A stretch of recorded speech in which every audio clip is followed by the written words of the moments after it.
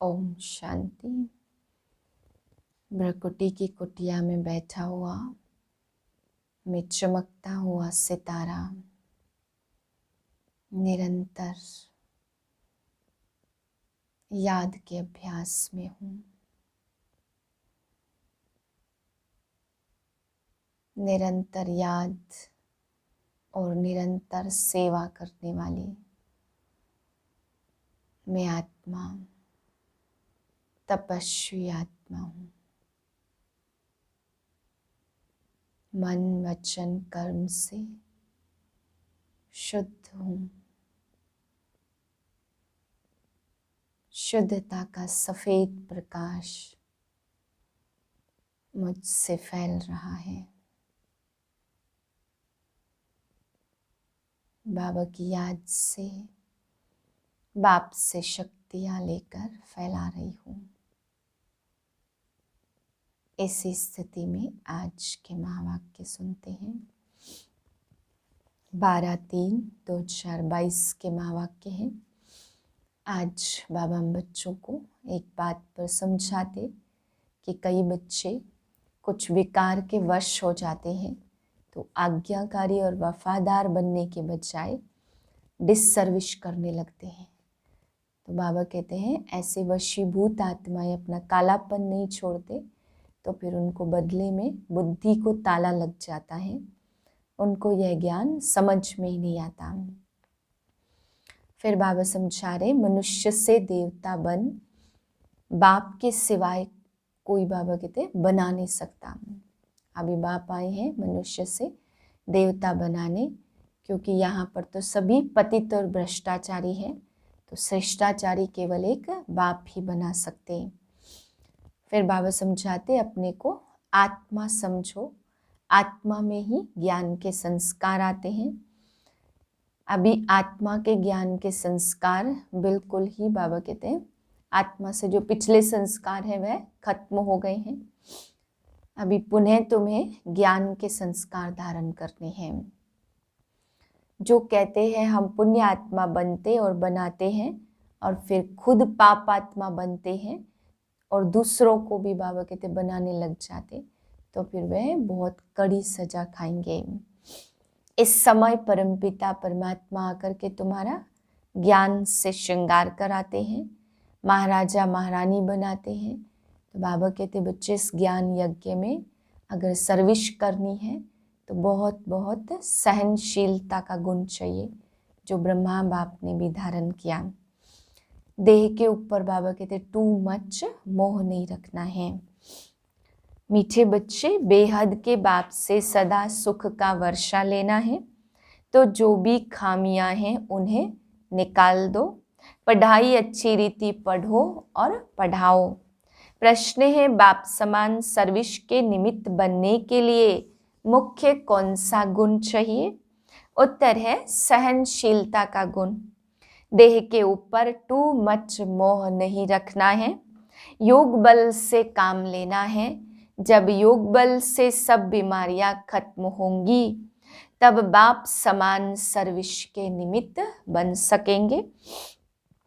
प्रश्न है कौन सा महापाप होने से बुद्धि का ताला बंद हो जाता? उत्तर है यदि बाप का बनकर बाप की निंदा कराते, आज्ञाकारी वफादार बनने के बजाय किसी भी भूत के वशीभूत होकर डिससर्विस करते हैं, कालापन नहीं छोड़ते, तो इस महापाप से बुद्धि को ताला लग जाता। गीत है कौन आया मेरे मन के द्वारे, पायल की झनकार लिए। ओम शांति। भगवानुवाच बच्चे जान चुके हैं कि निराकार आकर हमको पढ़ाते हैं। शास्त्रादि पढ़ना यह सब है भक्ति मार्ग। द्वापर से लेकर मनुष्य पढ़ते रहते हैं मूल वतन, सूक्ष्म वतन और यह है फिर स्थूल वतन। यह शास्त्र तो फिर भी बनने हैं, ऐसे नहीं कि यह बनना बंद हो जाएंगे। भारत का आदि देवी देवता धर्म है, सतयुग आदि में देवी देवताओं का राज्य था।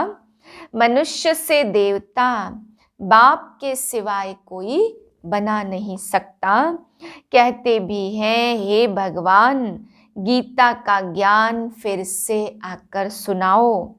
कृष्ण तो नहीं सुनाएंगे ना, स्कूल में एम ऑब्जेक्ट के सिवाय कोई क्या पढ़ सकेंगे।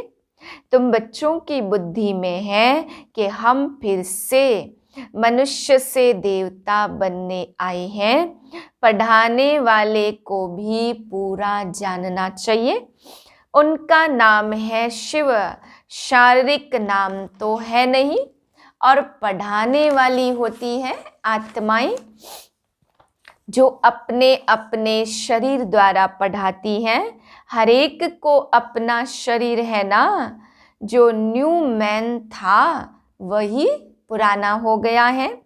कृष्ण है सबसे पहला न्यू मैन, फिर 84 जन्मों के बाद आकर ब्रह्मा बना। यह अपने जन्मों को नहीं जानते, इसलिए मैं बैठ सुनाता हूँ। पहले जन्म में यह श्री कृष्ण था, फिर पुनर्जन्म लेते लेते पतित बन गया है। नीचे यह तपस्या कर रहे हैं ब्राह्मण रूप में, ऊपर में वही ब्रह्मा पतित दुनिया में खड़े हैं।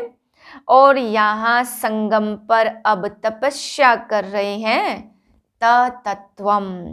तुम भी देवता थे, फिर पुनर्जन्म लेते लेते पतित शूद्र बने हो।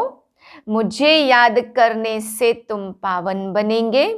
आत्मा और शरीर दोनों ही पावन तो सिर्फ सतयुग में ही होंगे ना। विश्व से पैदा होने वालों को ही भ्रष्टाचारी कहा जाता। सतयुग में कोई भ्रष्टाचारी होता नहीं है। सतयुग त्रेता में विकार होता ही नहीं। इसलिए बाप कहते इन 5 भूतों पर विजय पानी है। क्रोध का भूत, लोभ का भूत, मोह का भूत एकदम काला कर देता। सबसे गंदा है काम विकार, वह भी तब आता जब देह अभिमान आता। बाप कहते अपने को आत्मा समझो। आत्मा में ही संस्कार रहते ज्ञान के। अभी आत्मा के ज्ञान के संस्कार बिल्कुल ही खत्म हो गए हैं। बाबा कहते मुझे याद करो। मनुष्य तो साकार को ही याद करते, भक्ति में हीरे हुए हैं। गुरु गोसाई व कोई देवता को याद करेंगे। बद्रीनाथ अमरनाथ पर जाएंगे तो पत्थर की बैठकर पूजा करेंगे। शिव के मंदिर में भी जाते, परंतु यह किसको पता ही नहीं कि यह है बाप। इसको कहा जाता है अंधश्रद्धा।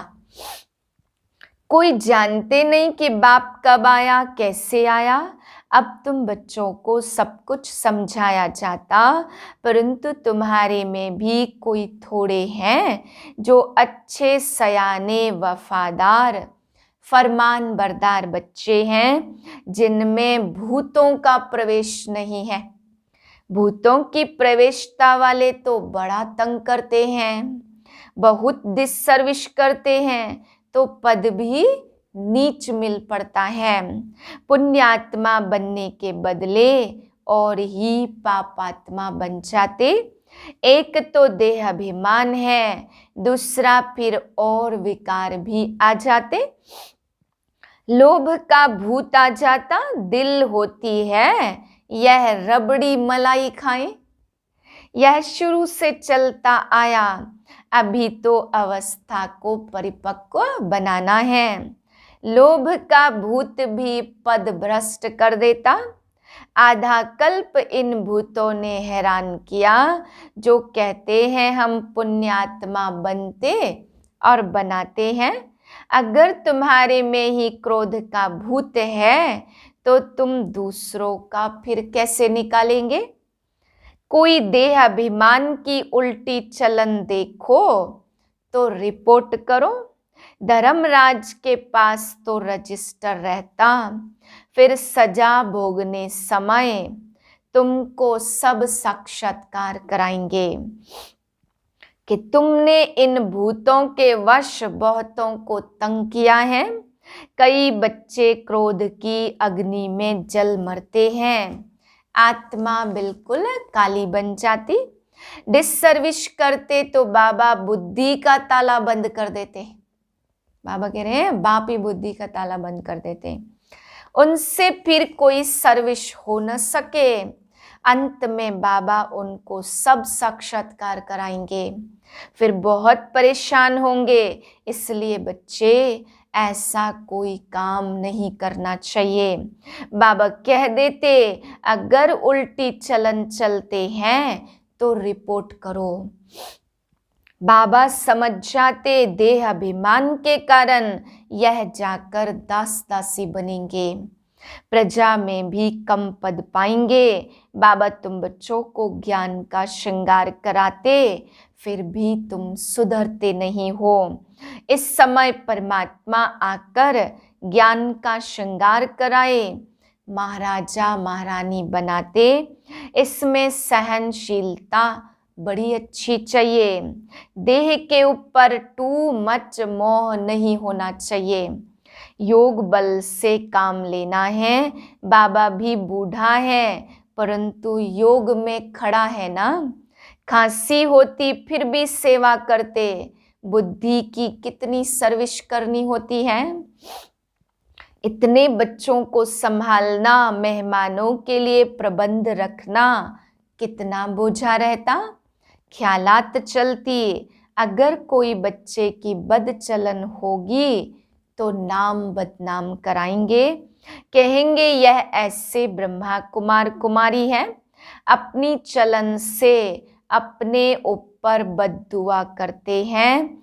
अपने बच्चों को अपने भविष्य का ख्याल रखना चाहिए।